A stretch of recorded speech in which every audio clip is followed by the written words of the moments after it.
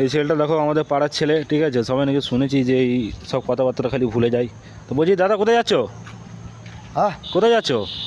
আমি আমি শুনলাম নাকি যে তোমার কোনো রোগ আছে। আমার রোগ আছে। হ্যাঁ, হ্যাঁ আছে। কী রোগ?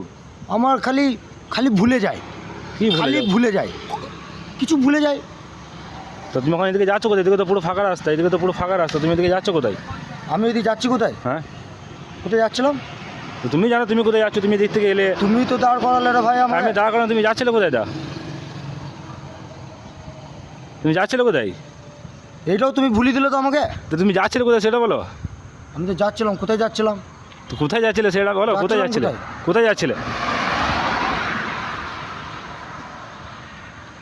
ভুলে গেছি।